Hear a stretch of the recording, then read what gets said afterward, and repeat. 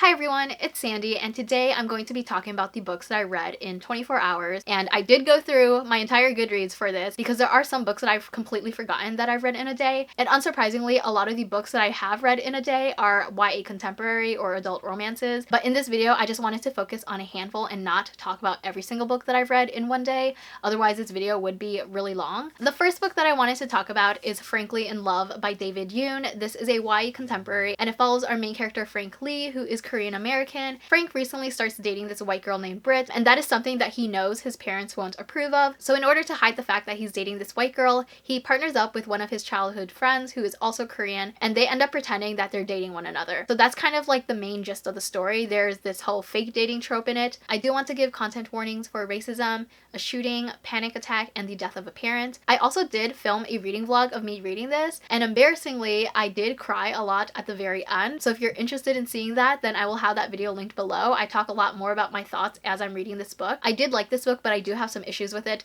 particularly surrounding this whole fake dating thing. I do love the whole fake dating trope, but I didn't like that Frank didn't tell his actual girlfriend what was going on. She had no clue that this was happening. It just made me really uncomfortable, and I don't remember if anything actually happened between Frank and Joy, who is the friend that he's fake dating, while he's actually dating Britt. But this whole thing in general is just like tiptoeing the lines of cheating, and I did not like that. But I thought it was really interesting to see the relationship that Frank had with his parents. The ending just really hit me in a very personal way, even though I didn't go through what Frank went through. I love my parents, but they're also super different from Frank's parents, but that ending just really made me reflect on my relationships with them. And one thing that I really related to Frank about is the communication barrier that he had with his parents. He's not fluent in Korean, and I'm not fluent in Cantonese or Vietnamese, so sometimes it's just hard to communicate with your parents and trying to express how you really feel. So if you want to hear more of my thoughts as I was reading this book, then definitely check out my reading vlog. The next book that I read in 24 hours is Lock Every Door by Riley Sager. This is the first book that I read by this author. I've only read two so far. The other one is Final Girls, and I definitely think that Lock Every Door is better.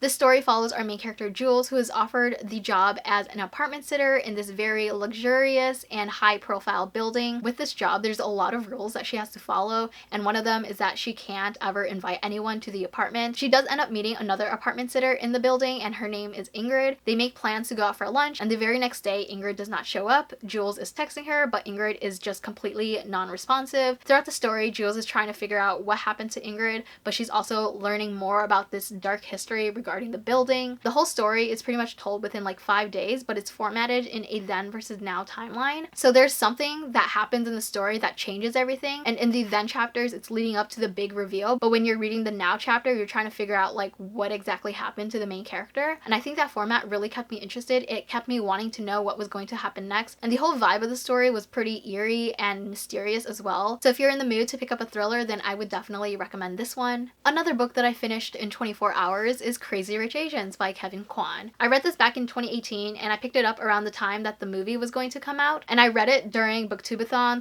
/ the reading rush. I can't remember when Booktubeathon turned into the reading rush. This story follows our main character Rachel Chu, who is dating this guy named Nick Young, and they are going to spend the summer in Singapore together, where she is going to meet his family. But what she doesn't know is that Nick's family is crazy rich. There's definitely a lot of drama in the story, but it was very entertaining. I'm surprised that I read this so quickly though, because it is a pretty long book. It's like 500 pages for a contemporary, so that's pretty long, but it was just very fun and entertaining to read. There's definitely some complex family relationships in here, and if you have not seen the movie, please at least watch the movie because it was amazing, and it's definitely one of my favorite movies. I loved it so much. I cried, and it was beautiful, and it just made me really proud about being Asian American. So a recent book that I read in 24 hours is The Wedding Date by Jasmine Guillory, and this one also contains the fake dating trope as well. It's told in dual point of views following Alexa and Drew. They're both at this hotel, and they end up getting stuck in an elevator together. He tells her that he's attending the wedding of his ex-girlfriend to one of his closest friends, and the date that he was supposed to bring is no longer available to come with him, so he's pretty much going to be attending the wedding alone. While they're in the elevator, they pretty much hit it off, and he pretty much just ends up asking Alexa if she wants to be his date to the wedding and pretend to be his girlfriend, and surprisingly she agrees to do it, and the story goes from there. To be honest, I'm not a huge fan of Drew's character, but I really loved Alexa. She's a black main character,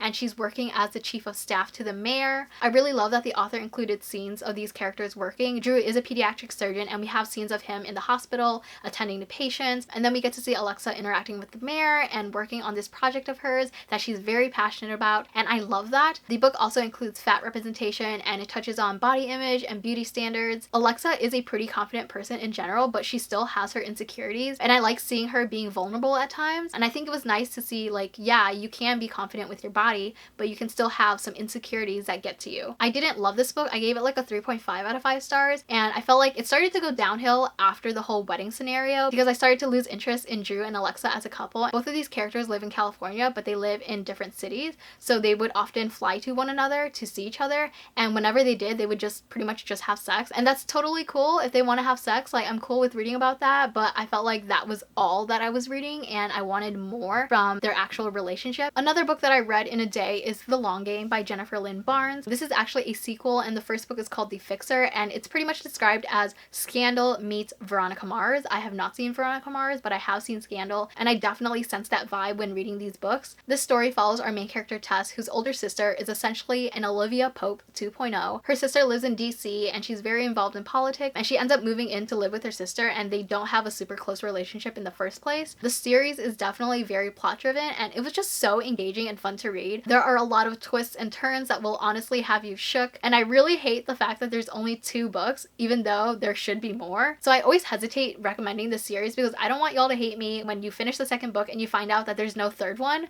because that sucks. If you're interested in this author's work, she does have a completed series called The Naturals, which is basically a YA version of Criminal Minds, and I would definitely recommend that. It has 4 books in it and it's completed, but this was the only book of the author that I actually finished within a day, so that's why I'm talking about this one in particular in this video. And the last book that I wanted to talk about in this video is Illuminae by Jay Kristoff and Amy Kaufman. This is a sci-fi book that's told through emails, IMs, documents, reports, interviews, and it's just so expertly woven together. This is a pretty thick book, but you read through it really quickly because of the way that it's formatted. This story is set way in the future, and this book in particular follows our main characters Katie and Ezra, who have just recently broken up, and there are these 2 rival mega corporations that pretty much start a war with one another, and Katie and Ezra end up getting separated, and they're trying to communicate with each other while also trying to stay alive. And there's also this outbreak of a deadly disease that's infecting people and causing them to behave differently. Overall, it's a really great book, and I can say that it's one of my all-time favorites. So those are a handful of the books that I've read in 24 hours. Please give me some recommendations of books that you've read in a day. I would love to know.